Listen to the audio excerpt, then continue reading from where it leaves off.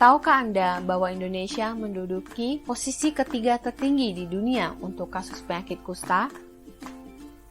Penyakit kusta sudah dikenali sejak 2000 tahun sebelum Masehi. Anda pasti sudah pernah mendengar tentang penyakit kusta dan cerita-cerita tentang penderita penyakit kusta pada zaman dahulu. Mereka sering diisolasi dalam koloni yang dikenali sebagai leprosarium. Setelah sekian lama, penyakit ini masih ada di dunia, dengan kira-kira 2000 kasus baru yang dilaporkan setiap tahunnya.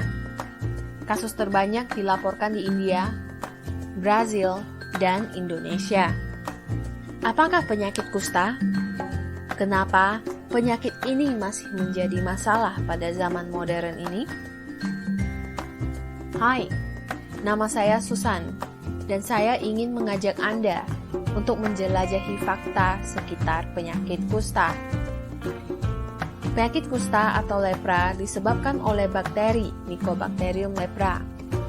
Lepra juga dikenali dengan nama lainnya, yaitu Morbus Hansen, sesuai dengan nama ilmuwan yang pertama menemukan kuman tersebut.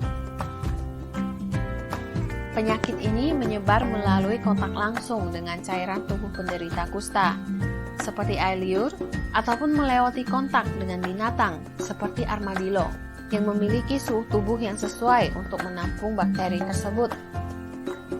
Bakteri Mycobacterium lepra akan menginfeksi dan membunuh sel Schwann yang menutupi sel-sel saraf kita. Sel Schwann berfungsi untuk membantu penjalaran impuls listrik sepanjang sel saraf tersebut. Jika sel Schwann mati, maka sel saraf kita tidak akan dapat berfungsi dengan baik. Sebagai langkah pertahanan, tubuh kita akan mengirimkan prajurit-prajuritnya untuk membunuh kuman tersebut. Namun sedihnya, pada perang tersebut, sel-sel di sekitarnya, termasuk sel saraf kita, juga akan kena dampaknya. Akhirnya, akan menimbulkan gejala-gejala umum yang dapat kita lihat pada penderita penyakit kusta. Terdapat dua tipe penyakit kusta.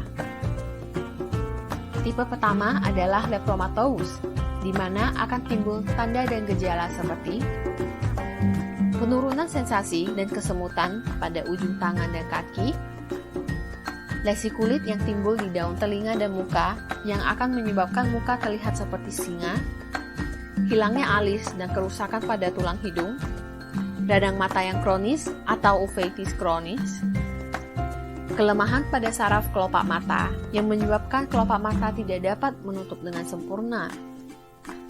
Yang terakhir adalah nekrosis ataupun kematian pada ujung anggota tubuh. Tipe penyakit kusta yang kedua adalah tuberkuloid, di mana gejala utamanya adalah kelemahan pada tangan dan kaki, dan lesi kulit yang berwarna merah atau putih yang disertai dengan rasa baal, dan akan menyebabkan tangan dan kaki berbentuk seperti cakar.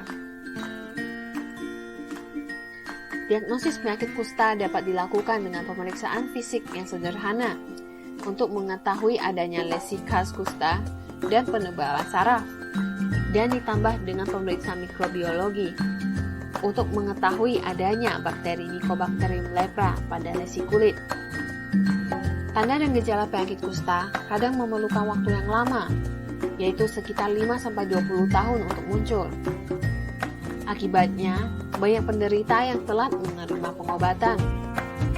Mungkin saja Anda sekarang sudah terinfeksi, tapi tanpa tanda dan gejala. Jangan khawatir, berbeda dengan pendapat pada umumnya, penyakit kusta sebenarnya tidaklah seinfeksius yang kita bayangkan. Sebagian besar orang yang terpapar bakteri tersebut tidak akan terinfeksi, alias mereka imun ataupun kebal. Namun ada beberapa kelompok individu yang lebih rentan terhadap infeksi penyakit kusta, seperti orang yang memiliki kontak yang dekat dengan penderita kusta, lansia, orang dengan kondisi sistem imun yang kurang baik, seperti orang dengan diabetes, keganasan, dan infeksi HIV. Kalaupun Anda sangat tidak beruntung dan terinfeksi penyakit kusta, jangan khawatir, masih ada harapan. Ilmuwan telah menemukan obat untuk penyakit kusta sejak 60 tahun yang lalu. Dan kini, saran pengobatan yang terbaru adalah dengan antibiotik kombinasi yang diberikan selama 6-12 bulan. Sampai dengan hari ini, sudah ada lebih dari 16 juta orang yang berhasil sembuh dengan cara ini. Pengobatan penyakit kusta harus dijalani dengan penuh kesabaran. Bakteri Mycobacterium lepra adalah bakteri yang sangat licik.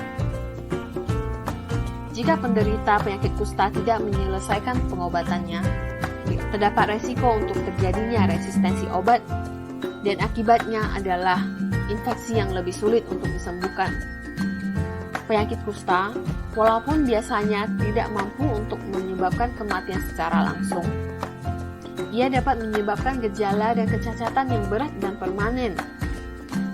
Kecacatan inilah yang sering menyebabkan adanya perlakuan diskriminatif terhadap penderita kusta. Sekarang, Anda sudah mengetahui fakta sekitar penyakit kusta. Hindari diskriminasi dan stigma terhadap penderita penyakit kusta. Jika Anda atau keluarga Anda menunjukkan tanda dan gejala penyakit kusta, segeralah periksa ke puskesmas terdekat Anda. Terima kasih.